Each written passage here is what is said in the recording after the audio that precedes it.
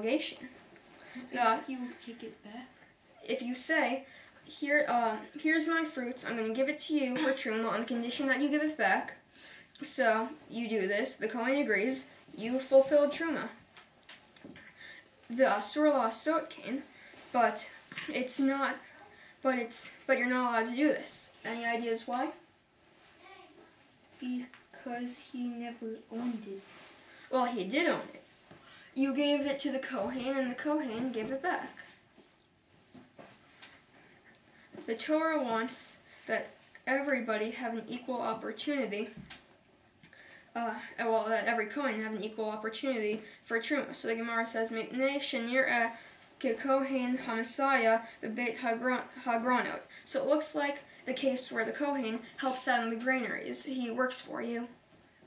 Because if you have a Kohen working for you, and it comes time to give truma, which Kohen will you want to give truma to? Your next door neighbor, who always annoys you every day, or the Kohen that works for you? The Kohen that works for you, right? Right? Yeah. Why?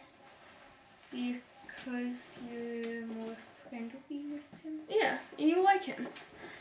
So it's the same thing here with, if you give him the truma because you know he's going to give it back, well, you're going to say, oh, well, I know who I'm going to give my truma to from now on, so nobody has an equal opportunity. Okay, so far, any problems with this Gemarah? No. You're wrong. What? Ma kisavar Rava, I kisavar matana almanat lahachzir, shema matana. So what does Rava hold? I mean, he can't say, well, for 3 it's like this, and for 1 it's like this. If they're all, if he holds that that a gift given to be given back is a real matana, afilu kulei hunami. Even truma should it shouldn't work. Everything else should work just like truma. V'yikisavar lo shema matana, but if he holds that it doesn't work, afilu truma nami lo. Why does truma also work? So, v'od haravahu de'amar matana almanat lahachzir shema matana. So, Rava does hold, we know that Rava holds that a matana given on the condition that will be given back to you is a real matana. De'amar Rava, because Rava has said, Hilach etrog ze almanat shetachazirei li, not lu v'hachaziro yatsa. So Rava holds that on Sukkot, if somebody couldn't get a lulav or an esrog or any of the arba minim, and you give him yours on the condition that he gives it back, he really does own it. He really does own it as long as he gives it back and fulfills all the terms. Or when he takes it, it's a temporary gift. Because you have to own it. Right, you have to own it. Are you saying that he doesn't own it?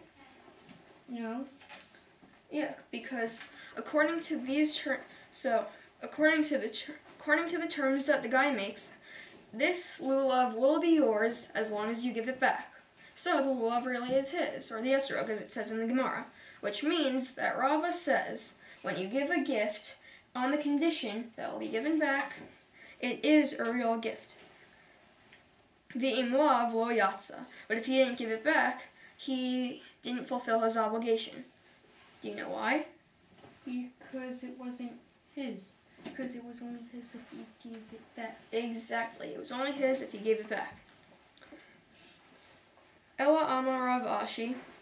Rav Ashi says, B'chulehu kane. So in everything, it works. Lavar mi isha, except for marriage. Lafi she'en isha nikneit b'chalifin. Because the woman is not married through chalifin. Because we already learned that in order to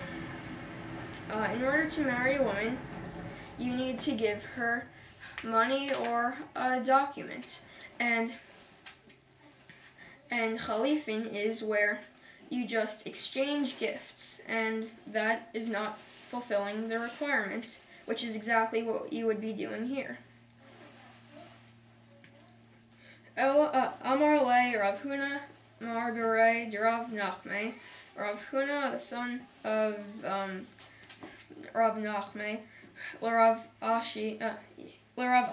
So he said to Rav Ashi, Hachi Amrinan, this is said Mishmei de Rava, in the name of Rava Kivatech, like you. So basically Rav Huna is saying to Rav Ashi that everything we just said here is true. And on that note, I would like to conclude our session.